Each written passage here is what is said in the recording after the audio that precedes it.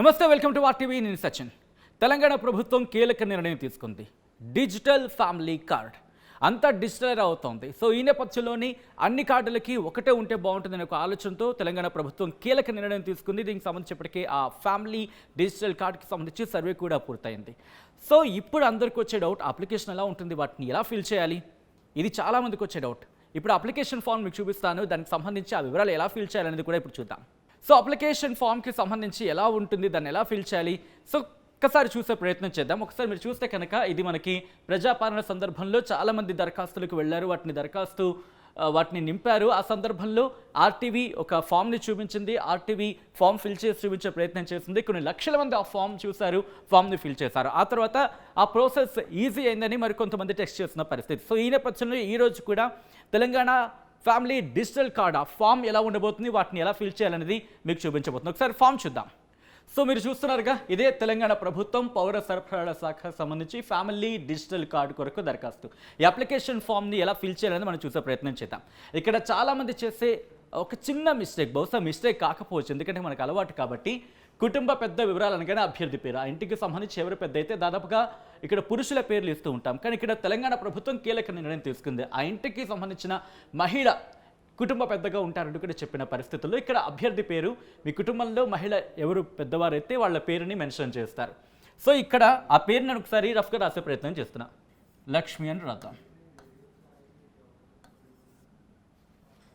So అభ్యర్థి ఇక్కడ మీరు చూస్తే కనుక క్లియర్గా మీరు చూడొచ్చు, తండ్రి, భర్త, కొడుకు, తల్లి, ఇలా రిలేషన్స్ ఇవ్వడం జరిగింది. ఒకవేళ కేవలం మగవాళ్లే ఉంటే కనుక పరిస్థితి ఏమిటి అనే క్వశ్చన్ మీకు వస్తే కనుక, ఒకవేళ అభ్యర్థి కుటుంబ పెద్ద మహిళ కాకపోతే పురుషుడి పేరు కూడా మనం రాసుకునే అవకాశం ఉంటుంది ఇక్కడ.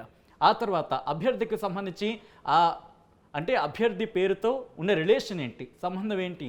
తండ్రి అయితే కనుక తండ్రి పేరు రాస్తాం, భర్త అయితే భర్త పేరు రాస్తారు, కొడుకు అయితే కొడుకు పేరు, తల్లి అయితే తల్లి పేరు.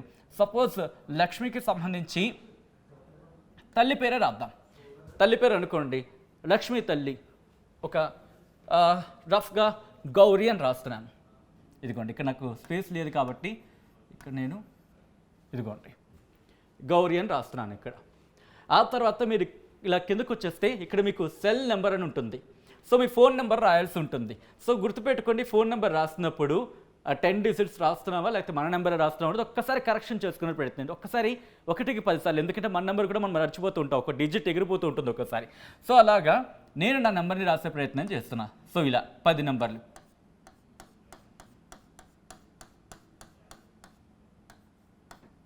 సో ఇలా నా నెంబర్ మొత్తం రాసే ప్రయత్నం చేయట్లేదు, కాస్త ఆ నెంబర్ని హైడ్ చేస్తున్నా. సో ఇలా నా నెంబర్ నేను రాసే ప్రయత్నం చేస్తున్నా అన్నమాట. సెల్ నెంబర్ మాత్రం కరెక్ట్గా రాసేయాలి. ఆ తర్వాత రేషన్ కార్డు రకం, ఇది కొంచెం జాగ్రత్తగా చూసే ప్రయత్నం చేయండి. రేషన్ కార్డు రకం, కొంతమందికి తెల్ల కార్డు ఉంటుంది, కొంతమందికి పింక్ కార్డు అంటూ ఉంటాం, వైట్ కార్డు లేకపోతే పింక్ కార్డు, రేషన్ కార్డుకి సంబంధించి ఆ రకం ఇక్కడ ఒకసారి క్లోజ్లో చూపించే ప్రయత్నం చేస్తున్నాం. ఆ రేషన్ కార్డు రకాన్ని మీరు ఇక్కడ రాయాల్సి ఉంటుంది. తెల్ల కార్డా, తెల్ల కార్డు అయితే తెల్ల కార్డు, లేకపోతే ఆ రకం ఏ రకం అనేది ఇక్కడ మెన్షన్ చేస్తారు. అంతే, ఆ డీటెయిల్. కుదిరితే వాళ్ళు ఇక్కడ నెంబర్ అడగలేదు కాబట్టి మనం వదిలేసినా తప్పలేదు. ఒకవేళ మీరు రాయాలనుకున్న నెంబర్ రాసినా ఇక్కడ పెద్ద పొరపాటు కాదనే చెప్పుకోవచ్చు, ఎందుకంటే రేషన్ కార్డుకి సంబంధించి ఇది ఒక్కసారి అక్కడ అధికారం రాసే ప్రయత్నం చేయండి. ఒకవేళ తెల్ల కార్డు అంటే ఒకవేళ ఆ రకం అయితే కనుక రకం రాసి వదిలేసినా పెద్దగా తప్పు కనిపించట్లేదు, ఎందుకంటే వాళ్ళు అడిగింది కేవలం రేషన్ కార్డు రకమే కాబట్టి. సో ఇక్కడ దీన్ని మనం ఇక్కడ ఫిల్ చేసేస్తాం. ఆ తర్వాత లింగం, ఇక్కడ మీరు అభ్యర్థి పేరు కాబట్టి ఈ అభ్యర్థి పేరు మీదే లింగం కూడా రాయాల్సి ఉంటుంది. స్త్రీనా, పురుషునా, లేకపోతే థర్డ్ జెండర్, ఇవన్నీ కూడా ఇక్కడ రాయాల్సి ఉంటుంది. సో ఇక్కడ అభ్యర్థి పేరు కుటుంబ పెద్ద లక్ష్మిగా మనం రాసాం కాబట్టి మహిళ. ఇక్కడ నాకు స్పేస్ సరిపోవట్లేదు కాబట్టి నేను రాస్తున్నాను, ఓ పని చేస్తా. ఈ పక్కన స్పేస్లో లింగం అనే దగ్గర మీరు చూస్తే ఇక్కడ నేను రాస్తున్నాను మహిళ అనేది మీరు ఇక్కడ మెన్షన్ చేయాల్సి ఉంటుంది.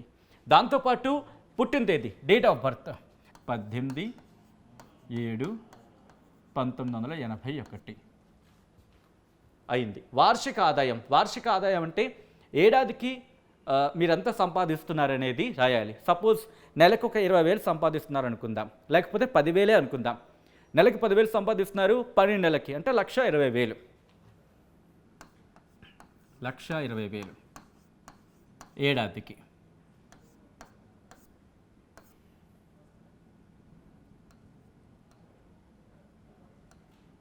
1,20,000 ఏడాదికి అనేది మెన్షన్ చేయాల్సి ఉంటుంది. ఆ తర్వాత అభ్యర్థి చదువు, మీరేం చదువుకున్నారు, 5వ తరగతి చదువుకున్నారా, 10వ తరగతి చదువుకున్నారా, ఇంటర్ చదువుకున్నారా, డిగ్రీ చదువుకున్నారా, లేకపోతే అంతకన్నా పై చదువులు చదువుకున్నారా, మీ చదువు మీ అంటే ఈ అభ్యర్థి పేరు, అభ్యర్థి ఏం చదువుకున్నారనేది మెన్షన్ చేయాలి. సపోజ్ డిగ్రీ చదువుకున్నారు అనుకుందాం, నేను డిగ్రీ అని మెన్షన్ చేస్తాను, డిగ్రీ అని మెన్షన్ చేస్తా. అలాగే మీ కులం ఎస్సీనా, ఎస్టీనా, బీసీనా, లేకపోతే ఓసీనా, మీరు ఏ కాస్ట్ అయితే ఆ కాస్ట్ని ఇక్కడ మెన్షన్ చేయాల్సి ఉంటుంది. సపోజ్ ఎస్సీ అనుకుందాం, ఎస్సీ అని రాస్తున్నాను ఇక్కడ. ఓసీ అయితే ఓసీ అని రాస్తారు. వృత్తి, మీరు ఏం చేస్తున్నారు, గృహిణి అంటే మీరు జాబ్ చేస్తున్నారా, ఒకళ్ళు జాబ్ చేస్తే మీరు చేస్తున్న జాబ్ రాయొచ్చు. ఇలా వృత్తి అని మీ వృత్తికి సంబంధించి ఏం చేస్తున్నారు, సపోజ్ ఏమైనా కుట్లు అల్లికలు ఉన్నాయనుకోండి, దానికి సంబంధించి రాయొచ్చు. లేకపోతే జాబ్ చేస్తే ఒకవేళ ఐటీకి సంబంధించిన అనుకోండి అది రాయొచ్చు. లేకపోతే టీచర్ ఉద్యోగం చేస్తున్నారు అనుకోండి, టీచర్ అని రాయొచ్చు. మీరు ఏం పని చేస్తున్నారో ఆ పనిని ఇక్కడ మెన్షన్ చేసుకోవచ్చు. సపోజ్ ఒక టీచర్ ఉడితే చేస్తున్నారు అనుకుందాం, ఇక్కడ టీచర్ అని రాయొచ్చు.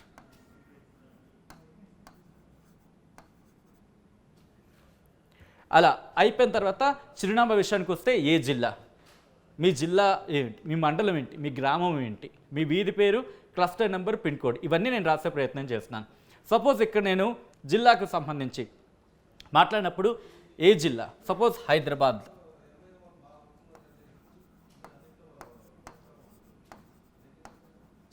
హైదరాబాద్లో ఫలానా జిల్లా లేకపోతే ఫలానా మండలం, గ్రామం ఇప్పుడు అంటే దీనికి సంబంధించి ఉంటే లేకపోతే మీకు ఏ జిల్లాకు సంబంధించి గ్రామం అయితే గ్రామం, ఆ డీటెయిల్స్ని ఇక్కడ మెన్షన్ చేస్తారు. గ్రామం అయితే గ్రామం, మండలం అయితే మండలం, వీధి అయితే వీధి పేరు, అలా అడ్రస్ చాలామందికి రాసే పద్ధతి తెలుసు. సో క్లస్టర్ నెంబర్ అంటే చాలామందికి అనుమానం రావచ్చు, నేను ఇది చెప్తాను. అంతకన్నా ముందు పిన్ కోడ్కి సంబంధించి ఉంటుంది కదా మనకి. సపోజ్ నేనుంటున్న ప్రాంతం పిన్ కోడ్ 5,33,000 అని రాస్తున్నాను. ఆ పిన్ కోడ్ని మెన్షన్ చేస్తాను. ఈ క్లస్టర్ నెంబర్కి సంబంధించి మాట్లాడుకుంటే ఇక్కడ కాస్త ఇటువైపు వెళ్ళి రాసి చూపించే ప్రయత్నం చేస్తున్నాను. కెమెరాని కాస్త ప్యాన్ చేద్దాం అటువైపు. ఎందుకంటే 119 నియోజకవర్గాల్ని, అంటే ఒక పట్టణం ఒక గ్రామం అంటే 119 × 2 18 1 3 2 1 2 మొత్తం 238 ప్రాంతాలుగా తీసుకుంది. అంటే ఒక్కొక్క నియోజకవర్గానికి సంబంధించి 2 ప్రాంతాలని, ఒక్కొక్క నియోజకవర్గంలో 2 ప్రాంతాలు, అది పట్టణంలో కావచ్చు, గ్రామంలో కావచ్చు, ఏవైనా ఒక నియోజకవర్గంలోని 2 ప్రాంతాలని క్లస్టర్గా తీసుకుంది. సో ఆ నెంబర్ని ఇక్కడ మెన్షన్ చేయాల్సి ఉంటుంది. క్లస్టర్ నెంబర్ దగ్గర అక్కడ మెన్షన్ చేయాల్సి ఉంటుంది. ఒకసారి వాళ్ళని అడిగితే చెప్తారు, లేకపోతే మీకు తెలుసుంటే కనుక ఆ నెంబర్ని ఇక్కడ మీరు మెన్షన్ చేయొచ్చు. ఆ తర్వాత ఇదిగో ఇక్కడ అసలైన డీటెయిల్స్ అని మీరు చూడొచ్చు. ఇక్కడ మీ ఫ్యామిలీకి సంబంధించి డీటెయిల్స్ అన్ని రాయాల్సి ఉంటుంది. 1 లక్ష్మి కుటుంబంలో 3 ఉన్నారనుకుందాం. లక్ష్మి తల్లి, అలాగే లక్ష్మి తండ్రి. సో తండ్రికి సంబంధించి ఎవరుంటే వాళ్ళు 1 2 3 4 లక్ష్మి తల్లి, లక్ష్మి తండ్రి, అలాగే లక్ష్మికి సంబంధించి ఏమైనా ఉంటాయి. కానీ ఇంట్రెస్టింగ్గా మీరు క్వశ్చన్ మార్క్ రావచ్చు, ఇంటికి పెద్ద అని చెప్పి అన్నప్పుడు లక్ష్మికి సంబంధించి లక్ష్మి తల్లి ఉండొచ్చు కదా అని చెప్పి.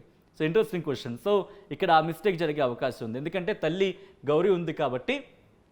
ఓపెన్ చేద్దాం, ఇక్కడ నేను చిన్న కరెక్షన్ చేస్తున్నా.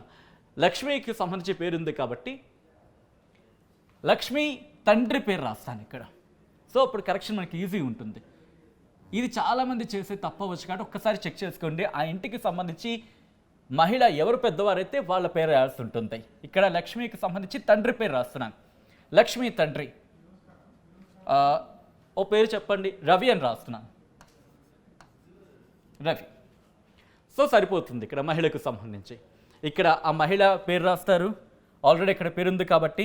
కుటుంబ సభ్యుల వివరాలు ఇక్కడ లక్ష్మి మినహా మిగతా అందరి పేరు రవి. దరఖాస్తుదారునితో సంబంధం తండ్రి. లింగం పురుషుడు.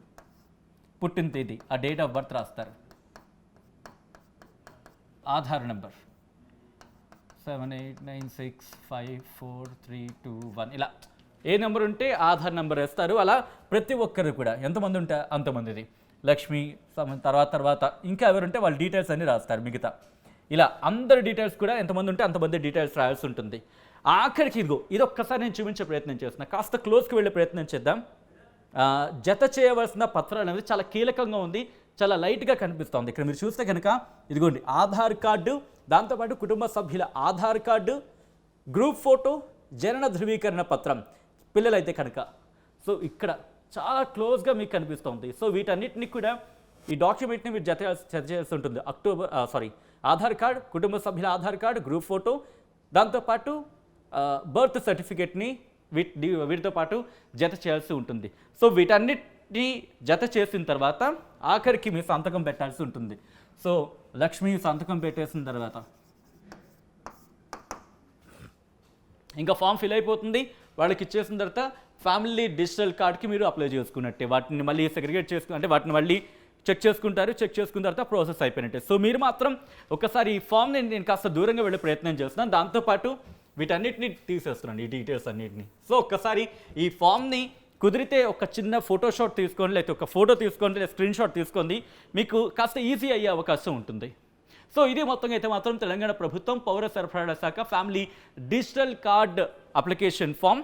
దీన్ని నేను కాస్త ఫ్రేమ్ అవుట్ అవుతున్నాను. ఒకసారి మీరు ఫోటో తీసుకోండి అండ్ మీ దగ్గర ఉంచుకోండి, మీ దగ్గర దాచుకోండి అండ్ ఫామ్ని ఈజీగా ఫిల్ చేసుకోండి. సో ఇది మొత్తంగా అయితే మాత్రం తెలంగాణ ప్రభుత్వానికి సంబంధించి family digital card application form ఎలా ఫిల్ చేయాలి, ఎంత ఈజీగా ఫిల్ చేయాలనేది మీకు చూపించే ప్రయత్నం చేస్తుంది ఆర్టీవీ.